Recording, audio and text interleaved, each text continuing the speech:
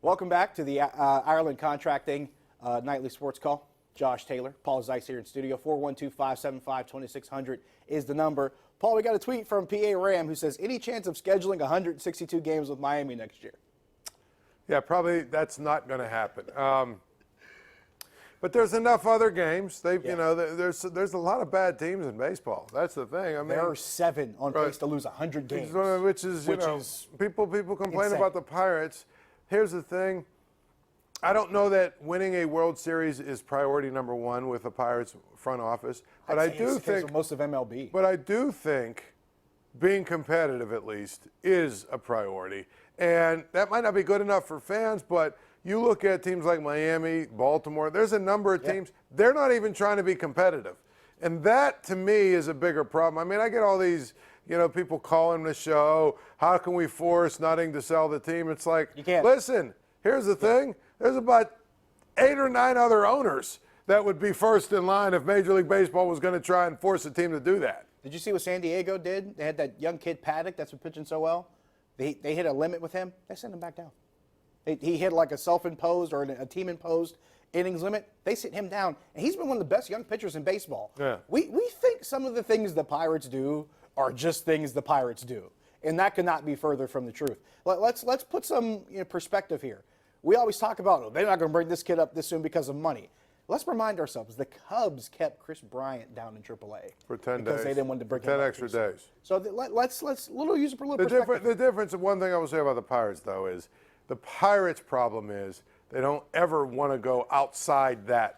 They are so conservative with everything they do. Every move they make. Risk averse is the word I like to use. And the funny thing is, the one time they take some risk with Chris Archer, it looks like it's going to blow up in their face. But my bottom line is, with the Pirates, I think the way they operate is how you have to operate if you're a small market team to a point. Yeah. You have to try and get maximum control of all of your young guys and keep them. And you've got to try and you get as few arbitration years as you can and get those pre-arbitration years where you're paying them nothing and maximum control. I understand all that. Yep. My problem with the Pirates is there are times when they need to go outside that whole way of thinking to really say, we're trying to win, now or win this year or win whatever. That's my problem with the Pirates, is they're too conservative with that kind of stuff. But you're right.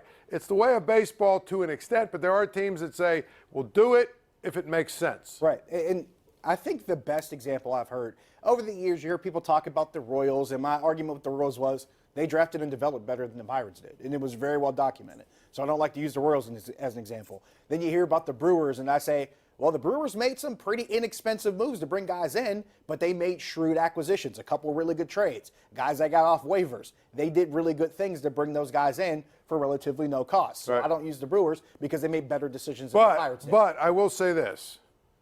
The Brewers this year knew they needed a catcher and spent $18 million to go get a guy who's been a very good player for them. And here's the difference. When they built everything around it that they had, then they realized, okay, we have these specific holes. Let's fill these through free agency. Right. That's how they did it, and they did that properly, and I like that. The team I like to use as far as what they should measure themselves against, I like to use Tampa, because Tampa continues year after year. It seems like for more than a decade now. Tampa makes decisions based on what they have in front of them. They know they're not going to spend a lot of money, but they make good decisions, and they do some things that are outside of maybe the normal scope, but they have at least some empirical data that says that this can work. We can try this, and we might be more successful than we But I think part of it is they draft well. They draft and develop well. Develop well, and I think the other thing is they obviously know how to make trades that benefit them. That's a very good point. It's a very good point. Let's go to the phone lines. We start with Marilyn and Munhall. Marilyn, you're on the Nightly Sports Call. Hi, thanks for taking my call. I was wondering, during the last 5 or 6 years, if you could recall the longest losing streak the Pirates have had. Oh, wow. Thanks for the call. I'm trying to think back. Was that the Epic Collapse 2, where they had a losing streak where it was in double digits? They were up. They were doing so well, and they were in the hunt. Well, actually, you can go back to Epic Collapse 1. There's probably one in there, too. And, of course, we're talking about the 2011-2012 seasons. Right. In each of those stretch runs, they had a couple really bad losing streaks in there that looked really ugly. Yeah, they've had some 8 or 9 games that I can think of over the last couple of years. But I would really have to think about what their longest losing streak was, for, say, the last 10 years. that 2012, what was it, 2012. I think they were either like a half a game out of first place or a half a game in first place, like August 1st. Right. And ended up like And fell off 12 or 13 games out. So they Right. probably had some really, really bad stretches there. Absolutely. Let's go to Ryan in Elwood City. Ryan, you're on the Nightly Sports Call. Hey, Josh. Hey, Paul. Thanks for taking my call. Thanks for calling in. You know what, Josh? A lot of Pirate fans, and I'm a diehard Pirate fan, been my whole life, and I'm a big fan of Neil Huntington. I got to meet him a few times, and I always enjoy his words of wisdom. I believe Huntington does not get the credit he gets. Look at the Melanson trade, look at the McCutchen trade.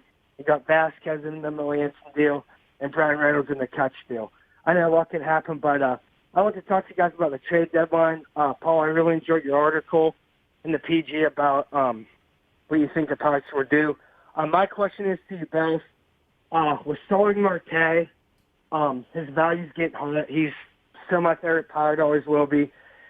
To Josh and Paul, to you both, if you're Neil Huntington, should you trade Marte? I mean, if I'm Neil Huntington, I'll be on the phone with Atlanta right now, dealing Marte and Vasquez for their best outfield prospect in a few hours. What do you guys think?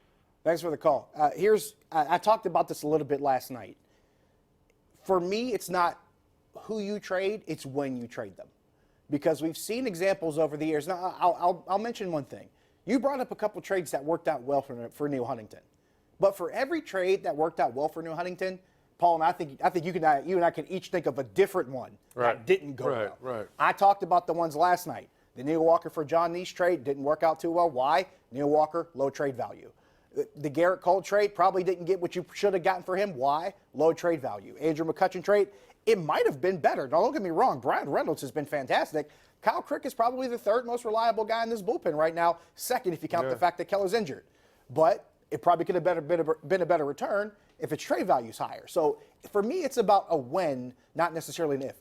If you're going to move a Marte, maybe you do it while he's at the peak of what he's doing right now. Yes, he's starting to heat up. He's been good for a couple weeks, and that's great. If he's still that hot in a month, then maybe that trade discussion is probably a lot more viable. And that goes for guys that also be up for trade discussions, guys like Melky Cabrera and Corey Dickerson. If they got high value, then you move them. Now, Dickerson and Cabrera are probably a little bit different because they're on expiring contracts. But it does come down to timing as an issue. Matter of fact, we're going to take a break here. We'll get more into this when we come back because I want to get your thoughts, both from the column that you wrote and what you think about trading and who they should trade and when. So we'll take a break here and we'll do that when we come back. Stick around.